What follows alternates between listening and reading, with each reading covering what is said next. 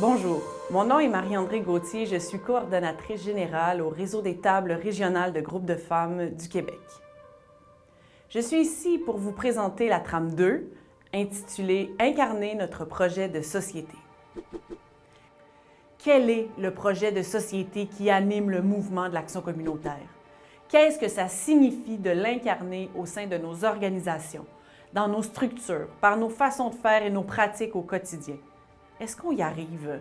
On dit souvent que pour changer les choses, il faut commencer par se changer soi-même pour pouvoir refléter le monde que l'on veut voir émerger. Et ça s'applique autant en tant que personne qu'au sein de notre milieu, de nos organisations ou dans nos réseaux de proximité et d'influence. C'est une question de cohérence entre nos valeurs, nos idéaux et nos actions. En tant qu'organisme d'action communautaire autonome, notre projet de société est celui de la justice sociale et d'éliminer toutes les formes d'oppression et d'inégalité. C'est un projet qui est basé sur des solidarités et la force des communautés. La justice sociale implique de se battre pour une distribution juste et équitable des richesses entre les différents membres de la société. On parle d'égalité de droits sur le plan politique, mais aussi d'une égalité de fait.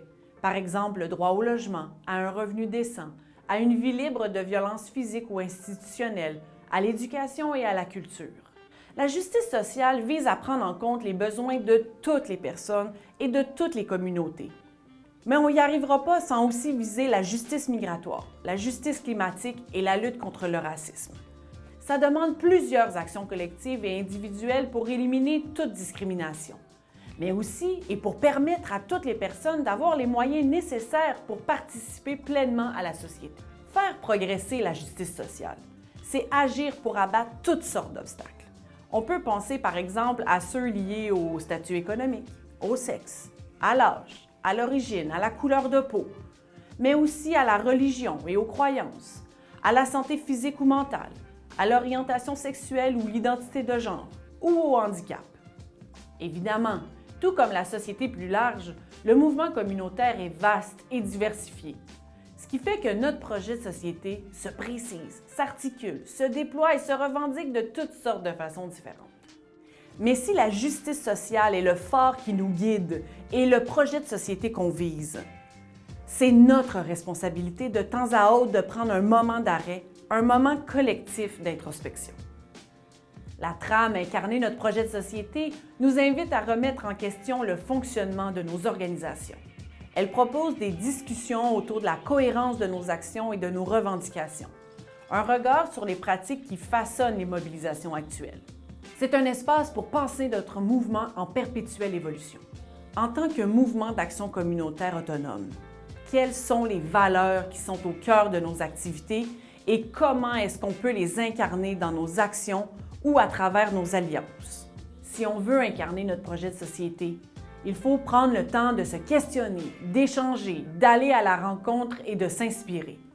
Nous aborderons ces questions dans le panel « Vers des pratiques communautaires plus inclusives, regards critiques et pistes de solutions ». Avec des panélistes au parcours divers, nous aborderons les réalités vécues par des femmes racisées dans le milieu communautaire. On explorera aussi des pratiques d'inclusion et anti-oppressives que les organismes peuvent adopter afin de faciliter la participation de toutes et tous. Dans l'atelier « Les pratiques par, pour et avec vecteurs d'égalité au sein de nos organismes », on entamera une discussion franche sur les obstacles à la participation et le potentiel de reprise de pouvoir des personnes rejointes par les organismes. Cette activité sera animée par Mathilde Lausier, qui est co-responsable au développement des pratiques et à la formation au regroupement des ressources alternatives en santé mentale du Québec, et par Catherine Lachance, qui est accompagnante psychosociale et membre sympathisante du Rebond, une ressource alternative en santé mentale de la Petite Patrie. En misant sur le partage d'expériences, des exemples et des outils concrets, elles exploreront les façons de démocratiser le fonctionnement de nos organisations et de nos activités. Dans les balados de la trame Incarner notre projet de société, nous aurons la chance de nous entretenir avec deux militantes qui, à partir de leur parcours et de leurs implications, nous éclaireront sur les façons d'agir face à certaines zones d'ombre du mouvement. Nous irons donc à la rencontre de Laurence Parent, militante pour les droits des personnes en situation de handicap et chercheure postdoctorale à l'Institut d'études féministes et de genre à l'Université d'Ottawa. Elle nous parlera des obstacles à la pleine participation des personnes en situation de handicap. Nous explorerons aussi des moyens concrets pour favoriser l'accessibilité et la solidarité avec les luttes qui en font leur cheval de bataille. Avec Alexandra Pierre, coordonnatrice de projet à Relais Femmes, nous aborderons la notion d'intersectionnalité.